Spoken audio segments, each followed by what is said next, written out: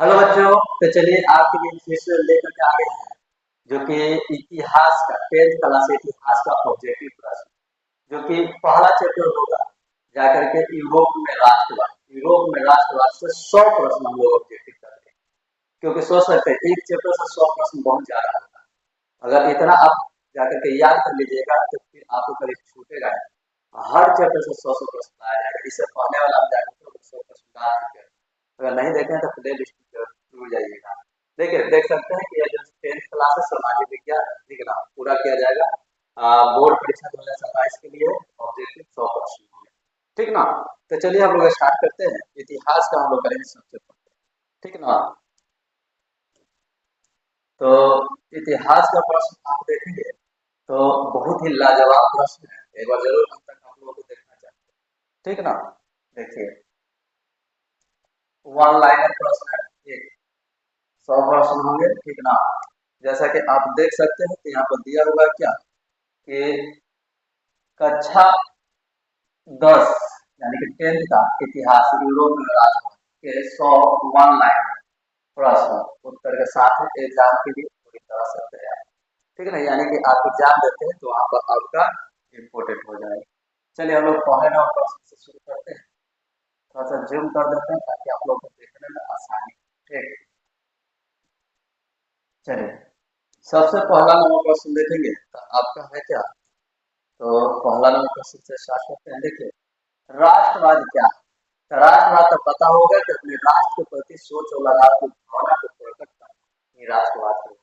क्या राष्ट्रवाद एक ऐसी भावना है जो किसी विशेष भौगोलिक संस्कृति या सामाजिक परिवेश में रहने वाले लोगों को एकता की भाव बनाती है या तो अपने राष्ट्र के प्रति सोच और लगाव की भावना को प्रकट करना ही राष्ट्रवाद होता है। तो वही चीज है राष्ट्र के प्रति प्रेम और एकता की भावना राष्ट्रवाद कहलाता है। ठीक है। यूरोप में राष्ट्रवाद की शुरुआत कब हुई थी। तो 18वीं सदी के अंत में जाकर के यूरोप में राष्ट्रवाद की क्या हुई थी तो अंत हुई थी। फिर फ्रेंच रेवोल्यूशन कब हुआ था तो जाकर के 1789 ईस्वी में जाकर के हुआ था। फिर 4 प्लस फ्रांसीसी क्रांति का उद्देश्य क्या था तो स्वतंत्रता समानता और बंधुता जो कि इसका मुख्य उद्देश्य था। फिर अगला आते हैं तो राष्ट्र का विचार कहाँ से शुरू हुआ तो यह फ्रांस से जाकर के शुरू किया गया था राष्ट्र का विचार। फिर नेपोलियन बोनापार्ट कौन था। नेपोलियन बोनापार्ट था जो कि फ्रांस का शासक था। ठीक है। नेपोलियन बोनापार्ट कहाँ का था फ्रांस का था। नेपोलियन की प्रमुख उपलब्धि क्या थी तो नेपोलियन की प्रमुख उपलब्धि थी नेपोलियन नेपोलियनिक कोड था। ठीक ना। ठीक। फिर नेपोलियन कोड जो है क्या था यह समान कानून व्यवस्था था। क्या था समान कानून व्यवस्था था। क्लियर। ये हम पहले ही बता रहे थे पूरा का पूरा कर लीजिएगा ना तो फिर आपका एक भी नहीं छूटेगा। फिर एक कांग्रेस ऑफ वियना वियना कब हुआ था। ठीक ना। तो जाकर के 1815 ईस्वी में हुआ था। ठीक। फिर अगला है वियना कांग्रेस का उद्देश्य क्या था तो पुरानी व्यवस्था बहाल करना था। क्या था तो पुरानी व्यवस्था को बहाल करना उद्देश्य था। फिर 1830 की क्रांति कहाँ हुई थी तो फ्रांस में जाकर के 1830 की क्रांति हुई थी। फिर 12 नंबर क्वेश्चन देखेंगे तो 12 नंबर क्वेश्चन तो और लाजवाब है। ठीक। 12 नंबर देखिए 1828 की क्रांति का उद्देश्य क्या था तो लोकतंत्र और राष्ट्रवाद था। क्या था तो लोकतंत्र और राष्ट्रवाद। बच्चों पहले ही बता रहे हैं कि अगर वीडियो पसंद आए तो चैनल को सब्सक्राइब कर दीजिएगा अपने दोस्तों में शेयर कर दीजिएगा। अगर 2027 में अगर आप चाहते हैं कि एक भी ऑब्जेक्टिव प्रश्न नहीं छूटे किसी भी सब्जेक्ट में तो ठीक है। ठीक है। उदारवाद क्या है तो स्वतंत्रता और समानता स्वतंत्रता और समान अधिकार। फिर राष्ट्रवाद को किस वर्ग ने बढ़ावा बढ़ाया तो मध्यम वर्ग ने बढ़ाया था। फिर जर्मनी पहले कैसा था तो छोटे राज्यों में बटा हुआ था। जर्मनी को था छोटे छोटे राज्यों में बटा हुआ था। ठीक है। ओट्टावॉन बिस्मार्क कौन था तो यह जर्मनी का चांसलर था। ठीक ना। फिर अगला है बिस्मार्क की नीति क्या थी तो फूल और लोकतंत्र एवं रक्त की नीति को किसने अपनाया था तो बिस्मार्क ने अपनाया था। तो हर कोई जानता है कि रक्त और लोक नीति को किसने अपनाया था तो बिस्मार्क ने अपनाया था। फिर जर्मनी की एकीकरण कब हुआ था 1871 में जर्मनी का एकीकरण हुआ था। फिर प्रोसिया क्या थी? तो यह शक्तिशाली जर्मन राज्य था। फिर इटली पहले कैसा था? तो इटली था जैसे कई राज्यों में बटा हुआ था। 21 नंबर है, 21 नंबर देख सकते हैं। यूस है। गैरीबाल्टी कौन था? तो इटली का क्रांतिकारी। कौन था? तो ये इटली का क्रांतिकारी था। फिर 22 नंबर काउंट कैमिलो डी काबोन कौन था? तो इटली का प्रधानमंत्री था। फिर इटली का एकीकरण कब हुआ था? तो 1861 में जाकर के हुआ था। फिर यूसेफ मेजनी कौन था? तो यह इटली का संस्थापक था। फिर यंग इटली क्या था? तो राष्ट्रवादी संगठन था। फिर ग्रीस की स्वतंत्रता कब मिली थी? यानी कि ग्रीस को स्वतंत्रता कब मिली थी? तो 1832 में जाकर मिल गई थी। फिर ग्रीस किससे स्वतंत्र हुआ था? तो ऑटोमन साम्राज्य से हुआ। किससे? तो ऑटोमन साम्राज्य से जाकर के हुआ था। फिर है जाकर के बाल्कन क्षेत्र कहाँ है? तो यह दक्षिण पूर्व यूरोप में है। कहाँ पर? तो दक्षिण पूर्व यूरोप में है। फिर बाल्कन में समस्या क्या क्यों थी? तो यह राष्ट्रवाद और संघर्ष के कारण था। फिर राष्ट्रवाद का उद्देश्य क्या था? तो एक राष्ट्र बनाना था। फिर राष्ट्रवाद का नकारात्मक प्रभाव क्या था? तो युद्ध था। फिर किसान क्यों जुड़े थे? तो शोषण के कारण जुड़े हुए थे। फिर हम लोग आते हैं 33वां प्रश्न में। 33वां प्रश्न देखेंगे तो दिया हुआ क्या? कलाकारों की भूमिका क्या थी? तो राष्ट्रवाद फैलाना था। फिर जर्मनिया क्या है? तो जर्मनी का प्रतीक है। फिर मरी क्या है? तो फ्रांस का प्रतीक है। फिर फ्रांस का राष्ट्रीय प्रतीक क्या है? तो मरी है। ठीक, ये सब याद रखिएगा। ये थोड़ा डीपली प्रश्न है, ठीक ना? आप देखे होंगे तो एनसीईआरटी में सिर्फ 10 और 15 प्रश्न दिए हुए हैं, लेकिन यहाँ पे बहुत ज्यादा प्रश्न लाया गया है ताकि आपका एक भी प्रश्न छूटे नहीं, पीछे प्रश्न। ठीक, इसलिए आपको देखना जरूरी हो जाता है। जर्मनी का राष्ट्रीय प्रतीक क्या है? तो जर्मीनिया। ठीक है ना? ये सब देखिएगा तो आपको एनसीईआरटी में बहुत कम चांस है कि मिलेगा। राष्ट्रवाद और लोकतंत्र का संबंध क्या है? ये जाकर के जनता की शक्ति है। फिर नेपोलियन का पतन कब हुआ था? 1815 में जाकर के नेपोलियन का पतन हो गया था। फिर वियना कांग्रेस के बाद क्या हुआ? राजशाही लौटी। फिर 1848 क्रांति असफल क्यों हुआ? क्योंकि एकता की कमी थी। फिर राष्ट्रवाद से कौन देश बने थे? इटली और जर्मनी बना था। फिर इटली में किसका योगदान? तो गैरीबाल्टी का, काबुल का था। गैरीबाल्टी और काबुल का था जो कि योगदान था।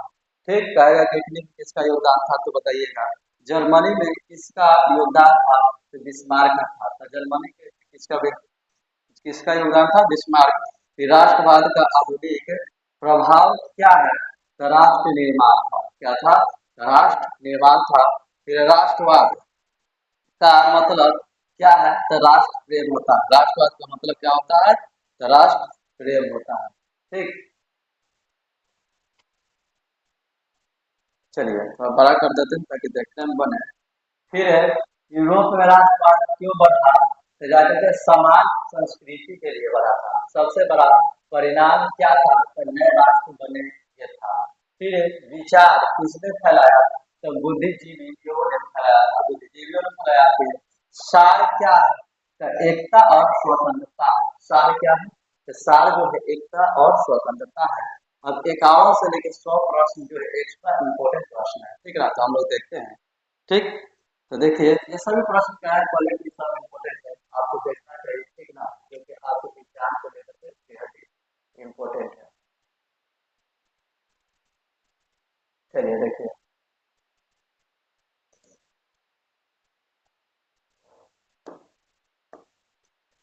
51 प्रश्न है। जनता की संप्रभुता का मतलब क्या है? तो जनता की सर्वोच्च शक्ति होता है। क्या होता है? तो जनता की सर्वोच्च शक्ति होता है। फिर 52 नंबर प्रश्न, फ्रांस का राष्ट्रीय गान क्या है? तो ला मार्सेज।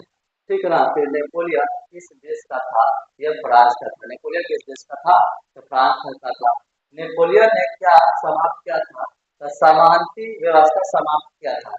नेपोलियन बोनापार्ट फ्रांस का निवासी था, यदि याद रखिएगा। जलवेराय में क्या थे, तो जलवेराय एक संस्था थी व्यापारियों की, ठीक ना। ठीक, लेकिन यहाँ पर क्या रहा कि जलवेराय क्या थी, तो जर्मन कस्टम यूनियन थी। ठीक, जलवेराय का उद्देश्य क्या था, तो व्यापार को बढ़ाना था। फिर जर्मन सांसद कहाँ बनी थी, तो फ्रैंकफर्ट में बनी थी। फिर 1848 में क्या हुआ था, राष्ट्रीय सभा बनी थी। फिर संसद असफल क्यों हुआ था, क्योंकि राजा का विरोध कर रही थी, जिसकी वजह से असफल हुआ था। 7 नंबर प्रश्न देखिए, 7 नंबर प्रश्न देखेंगे तो वो भी आसान ही है, ठीक ना। 7 नंबर देखिए, तो दिया हुआ क्या कि राष्ट्रवाद किससे जुड़ा है, तो संस्कृति और भाषा से। फ्रांस में क्रांति क्यों हुई थी, तो असमानता के कारण हुआ था। किसानों की समस्या क्या थी, तो करों का बोझ था। फिर मध्यम वर्ग कौन था, तो व्यापारी। प्रोफेसर प्रोफेशनल था। ठीक, उदारवाद का लक्ष्य क्या था, तो यह स्वतंत्रता था। उदारवाद का लक्ष्य क्या था, तो स्वतंत्रता था। फिर राष्ट्रवाद का आधार क्या था, तो साझा और पहचान था। ठीक, फिर इटली में कौन सा राज्य प्रमुख था, तो यह सोर्डिनिया था। फिर एक काबुल किस राज्य का था, तो सोर्डिनिया का था। फिर गैरीबाल्दी ने सेना का नेतृत्व क्या था, तो रेड क्रॉस का किया था गैरीबाल्दी ने, ठीक ना। फिर इटली का राजधानी क्या बनी थी, तो इटली की राजधानी रोम बना था, ठीक ना। इटली की राजधानी कहाँ बनी थी, तो रोम बनी थी। चलिए अब 70 नंबर क्वेश्चन देखते हैं। 70 नंबर में प्रश्न है, जर्मनी का सम्राट कौन बना था, तो विलियम बना था। फिर जर्मनी की राजधानी क्या थी, तो बर्लिन थी। फिर बिस्मार्क ने कितने युद्ध किए थे, तो बिस्मार्क ने जाकर के कुल मिलाकर के 3 युद्ध किए थे। फिर पहला युद्ध किसके साथ था, तो डेनमार्क के था साथ। दूसरा युद्ध किसके साथ था, तो ऑस्ट्रेलिया के साथ था। और तीसरा युद्ध किसके साथ था, तो फ्रांस के साथ। देखिए बिस्मार्क ने कुल मिलाकर के 3 युद्ध लड़े, पहला डेनमार्क, दूसरा ऑस्ट्रिया, तीसरा फ्रांस के साथ था। फिर जर्मनी का एकीकरण कहाँ पर घोषित हुआ था, तो वर्साय में हुआ था। कहाँ पर, वर्साय में। वल्कन को बारूद का ढेर क्यों कहा गया, तो यह संघर्ष के कारण कहा गया। क्यों, तो संघर्ष के कारण। फिर ग्रीस की मदद किसने की थी, तो यूरोपीय शक्तियों ने किया था। ठीक, फिर राष्ट्रवाद से क्या बढ़ा, तो राष्ट्रवाद से एकता बढ़ा था। राष्ट्रवाद से क्या बढ़ा था, तो एकता बढ़ा था, ठीक ना। याद रखिएगा 79 नंबर प्रश्न हो गया। अब हम लोग 80 नंबर प्रश्न करेंगे। 80 नंबर प्रश्न देखिए, 80 नंबर प्रश्न तो और ही ठीक है। देखिए राष्ट्रवाद से क्या घटता, समांतवाद घटता, ठीक ना, राष्ट्रवाद से। फिर फ्रांस का झंडा कैसा है, तो यह तिरंगा है। फिर जर्मनी का झंडा कैसा है, तो काला लाल पीला है, ठीक है। राष्ट्रवाद किस सदी में फैला, तो यह 19वीं सदी में फैला था। कब, तो 19वीं सदी में जाकर के फैला था। नेपोलियन को कहाँ हराया गया, तो यह वाटरलू में हराया गया। फिर वाटरलू कब हुआ था, 1815 में जाकर हुआ था। फिर राष्ट्रवाद किससे प्रेरित था, तो स्वतंत्रता से प्रेरित था। किससे, यह स्वतंत्रता से प्रेरित था राष्ट्रवाद। फिर जाकर के राष्ट्रवाद का लक्ष्य क्या था, तो एकता था। ठीक, किसने राष्ट्रवाद को दबाया, तो राजा ने दबाया। राष्ट्रवाद को किसने बढ़ाया, तो जनता ने बढ़ाया था।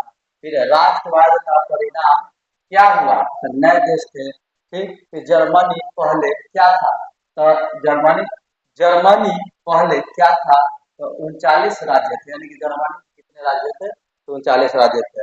फ्रैंकफर्ट सांसद कब बनी, तो 1848 में बनी थी। फिर संसद का उद्देश्य क्या था, तो एकीकरण करना था। संसद का उद्देश्य क्या था, तो एकीकरण करना था। चलिए अब देखते हैं 94 प्रश्न है, संसद क्यों टूटी, तो समर्थन की कमी की वजह से। राष्ट्रवाद का असर कहाँ पड़ा, तो पूरे यूरोप में पड़ा था। फिर इटली और जर्मनी कब बने, तो 19वीं सदी में बना था। फिर राष्ट्रवाद का भविष्य पर क्या असर पड़ा, विश्व युद्ध हुआ था। क्या असर पड़ा था, तो जाकर के विश्व युद्ध हुआ था। जाकर के इस चीज को याद रखेंगे। फिर है जाकर के अगला, तो अगला देखेंगे तो है दिया हुआ क्या,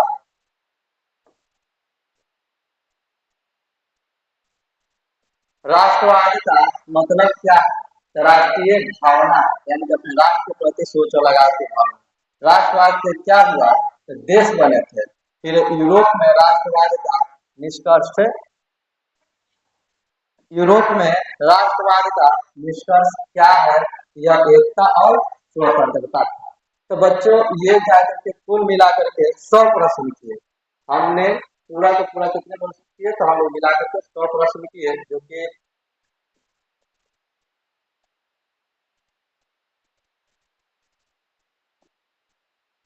पहले